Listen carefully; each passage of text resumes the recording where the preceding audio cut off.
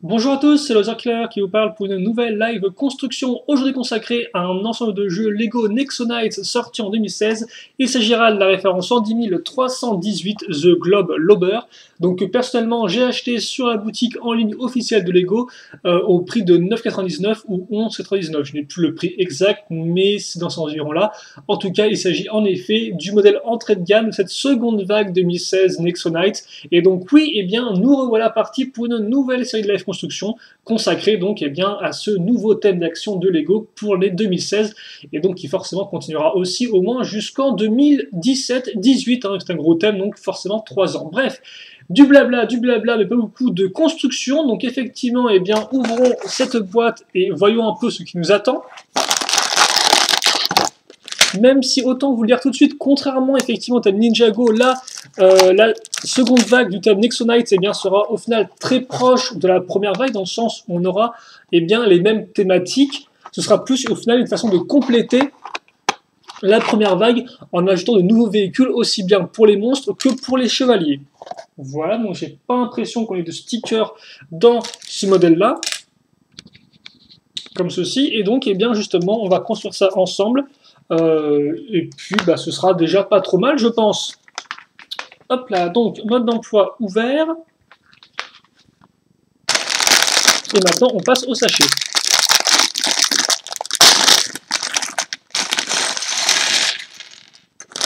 Voilà.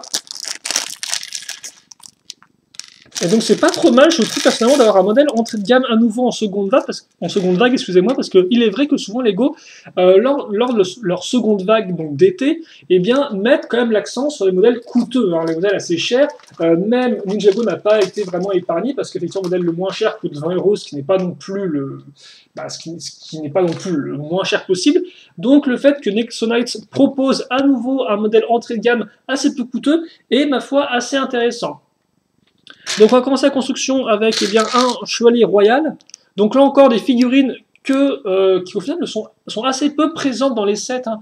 J'en ai déjà parlé de long en large de ça, mais il est vrai que les chevaliers royaux ne sont disponibles eh bien, que dans les modèles entrée de gamme de la première vague, dans quelques modèles promotionnels, ainsi que dans le pack de figurines qui est sorti récemment, et d'ailleurs que j'ai déjà fait en live construction et en review. Donc comme ça, si vous voulez les voir, vous pouvez. Et par contre, souvenez-vous, je vous avais dit que dans le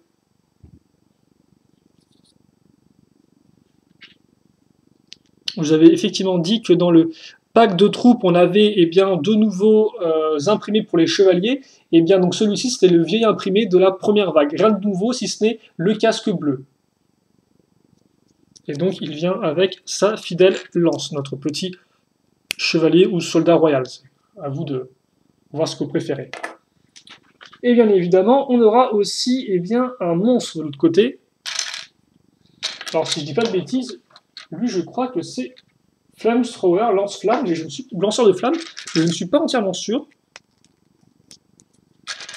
En tout cas, comme vous pouvez le voir,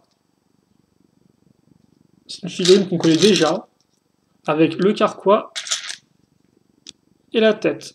Et je vous rappelle que la tête a un imprimé, certes arrière, mais en fait, eh bien, c'est l'arrière de sa tête. Hein. Ce n'est pas une seconde expression, parce que de toute façon, quand on va ajouter la coupe de cheveux, eh bien, ça ne permettra pas de cacher la tête. Donc c'est quand même mieux hein, de par une seconde expression qui est visible à l'arrière. Et donc, on conclut, entre guillemets, ce petit bonhomme-là avec une arbalète qui lance vraiment des tenons. Il suffit d'ajouter la gâchette, de mettre la munition comme ceci, et après, eh bien, quand vous lancez, ça lance. Et surtout, ça tombe. Donc, je lui remets ça ici. Et une fois que ce sera fait, eh bien, on pourra passer à la construction du modèle en lui-même.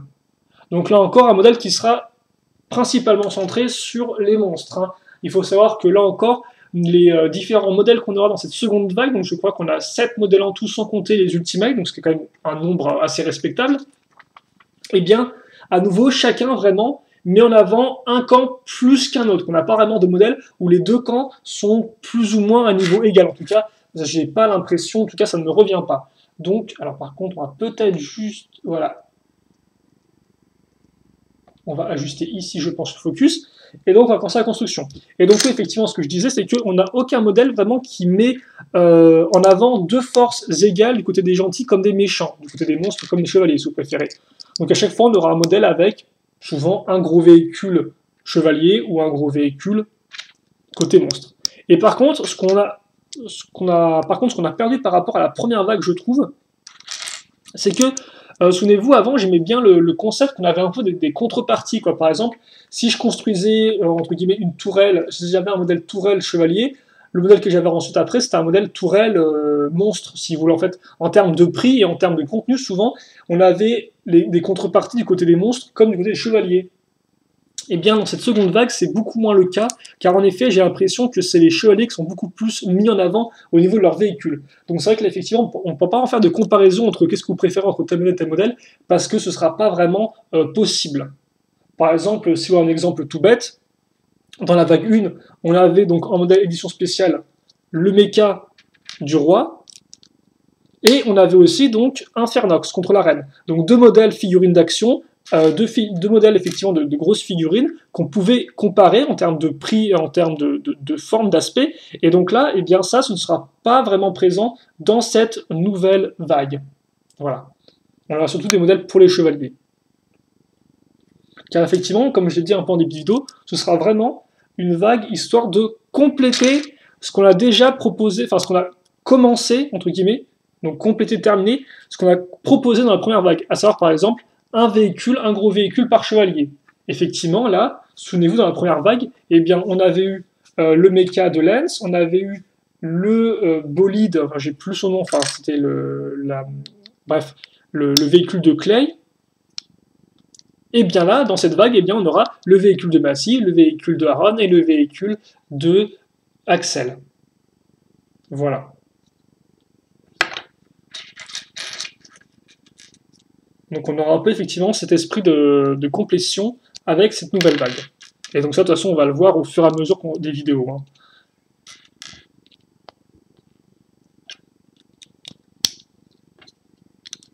Donc comme pas une construction pour l'instant, ma foi, assez simple, hein, une plaque de base avec des pièces, bon par contre, très spécifiques niveau des monstres, avec les pièces de dents, les pièces orange transparentes, et aussi niveau couleur, on retrouve ce côté marron, donc vraiment le côté un peu plus chevalier traditionnel. Ok, d'accord. Par contre, je me suis effectivement trompé parce que de base, l'élément que je viens de faire, ça se met à l'avant. Donc on va juste rajouter ça ici. Donc on peut avoir deux barres avec un stop. Alors ça, c'est un truc qu'on a fait depuis un certain temps, il me semble, ce type de mécanisme. Mais pour ceux qui suivent mes vidéos depuis, justement, par contre, un certain nombre d'années, ils doivent reconnaître le concept de mettre une pièce avec un stop face à un autre trou. Hein, comme on peut voir, ça s'arrête. Et c'est pas anodin, ça. Donc ça, je pense qu'on le verra sous peu. En attendant, je vais donc fixer ma seconde pièce comme ça.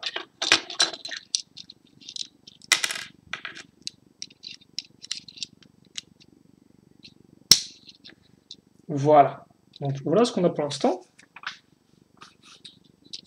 On retourne et on fixe ça. Donc je suppose que cette partie-là va toucher le sol, et donc c'est pour ça qu'on met une pièce lisse en dessous. Ensuite, on met de côté et on passe à une sous-construction. Donc avec une partie de roue, comme ça. Et voilà. Et donc forcément, effectivement, comme j'ai déjà dit aussi un peu en début de vidéo, ce modèle entrée de gamme des monstres viendra compléter le premier modèle entrée de gamme des monstres qu'on a vu en vague 1, à savoir la catapulte du chaos, qui était plutôt pas mal. Et donc, eh bien, ça permettra d'avoir un peu plus d'artillerie du côté des monstres. Ce qui n'est jamais un mal. Donc voilà, c'était assez simple, et donc ça, on va le fixer directement ici. Et comme on peut voir, ça veut dire qu'on va aligner nos tenons les uns face aux autres.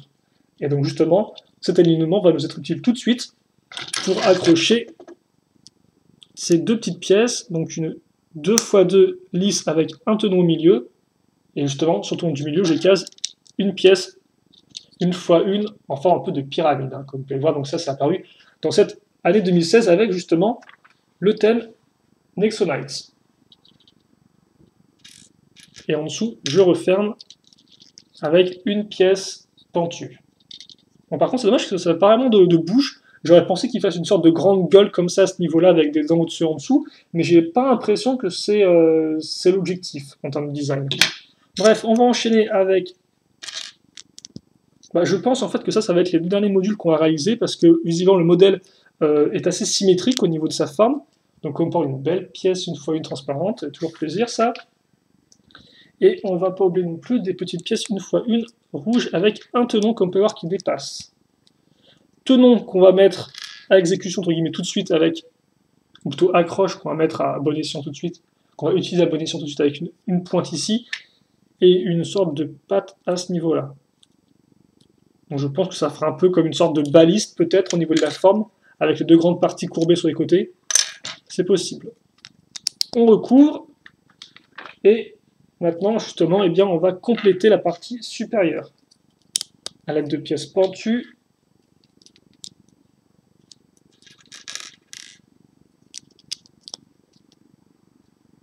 T'accroches, et là effectivement ça va devenir intéressant parce qu'on va retrouver donc cette nouvelle pièce qui était déjà apparue en vague 1 donc d'armes qui était plutôt cool, et là encore qui était apparue il me semble de façon assez peu qui était assez peu apparue, parce que là encore c'est vrai que si on doit parler de la vague 1, et je pense que de toute façon on va le faire à de nombreuses reprises, hein, voilà, c'est vrai qu'il y avait quand même pas mal de pièces en vague 1 qui étaient apparues assez peu de fois. Et donc je pense que cette vague 2 va être l'occasion de retrouver ces pièces-là de façon plus conséquente dans plus de modèles. Et donc par exemple, eh bien, la pièce ici, c'est un exemple typique d'une pièce qui est apparue de façon assez peu courante, je trouve. Et donc par contre, en parlant de nouvelles pièces, voici une nouvelle pièce de vague 2, comme vous pouvez le voir, une sorte de pointe. Alors je pense que c'est nouveau, hein. Il me semble pas que ce soit apparu auparavant dans les anciens thèmes Castle. Après, là encore, je vous rappelle que moi, je n'ai pas acheté les anciens thèmes Castle ou même Kingdoms, comme ça a été renommé à une époque, donc je ne peux pas vous dire, mais ça me semble nouveau en tout cas. Si ça ne l'est pas, eh bien excusez-moi, n'hésitez pas à me signaler. En tout cas, pour moi, c'est la première fois que je joue cette pièce. Et donc elle est plutôt cool, et donc forcément, ça nous permettra de faire des belles lances, et donc je pense déjà que Lens sera content d'avoir cette pièce-là dans son arsenal. Deux accroches cruciformes, ça tombe bien, parce que souvenez-vous, on a deux accroches cruciformes ici, justement. Donc, voilà, et donc effectivement, ça fait qu'on a une base qui est fixe. Je pensais que ce serait pas aussi solide que ça, mais c'est bien, ça tient bien, donc c'est cool. On a vraiment quelque chose de massif. Et donc maintenant, eh bien, je vais faire pareil de l'autre côté.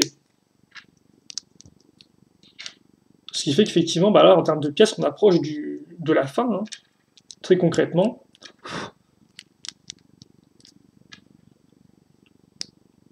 On va se permettre de faire pareil à ce niveau-là, en termes de pièces. J'espère ne pas avoir fait de bêtises, parce que je l'ai fait un peu en mode freestyle, sans regarder le mode d'emploi. Mais logiquement, ça devrait être concluant. Voilà.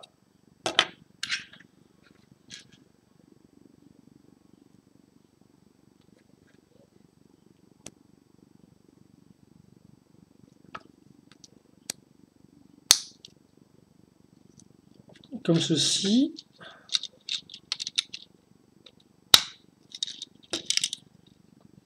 Et donc quand même, il est quand même assez massif, hein, en termes de largeur, il est quand même assez impressionnant, je trouve. Enfin, impressionnant.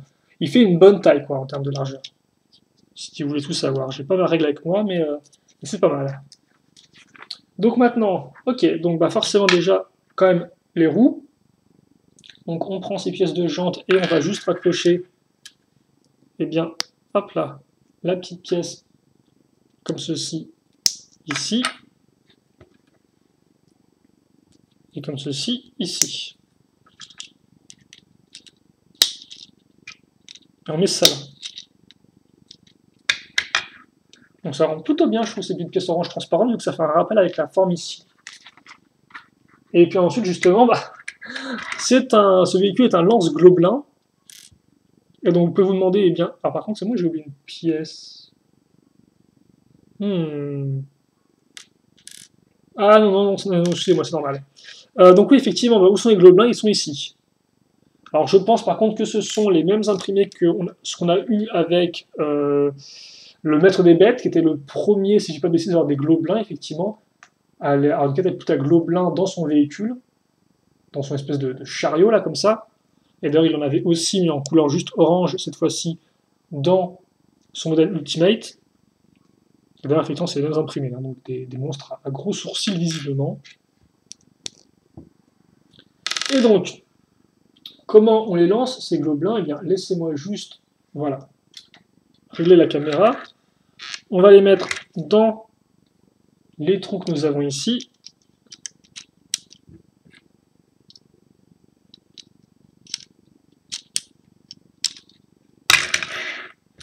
Et on va jouer ça juste après. Donc voici les pièces restantes.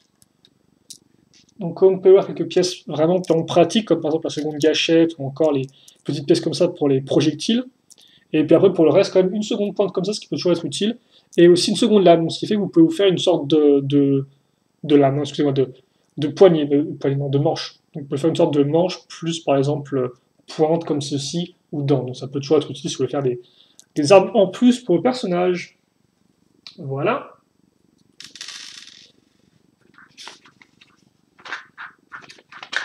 Et effectivement, je regarde rapidement le mode d'emploi, mais il n'y a pas grand-chose de spécialement nouveau en termes de... Oui, voilà, effectivement, pas grand-chose de nouveau, si ce n'est peut-être effectivement la mise à jour de la sélection de figurines et où trouver les figurines, même si je pense qu'effectivement, là, il y a juste les figurines de la vague 2. Ouais, effectivement, là, c'est que vague 2, vague 2, vague 2, vague 2. La vague 1 est complètement mise de côté, donc les modèles ne sont pas remis en avant. Bien sûr, on verra tout ça ensemble. Et donc, vous voulez peut-être voir tout de même notre lance Gobelin. Alors, je crois que c'est son nom français, hein, mais si ce n'est pas le cas, bah, ça doit être assez proche. Par contre, moi, je suis un peu déçu qu'on n'ait pas vraiment une sorte de tête, un peu, comme une sorte de tête incluse dans le modèle, parce que c'est vrai que ça, c'est... Lego le fait quand même très souvent avec ses véhicules de thème d'action, et c'est vrai que c'était quand même assez apparent dans la première vague, hein, souvenez-vous. Et là, j'ai quand même l'impression que c'est un peu moins le cas.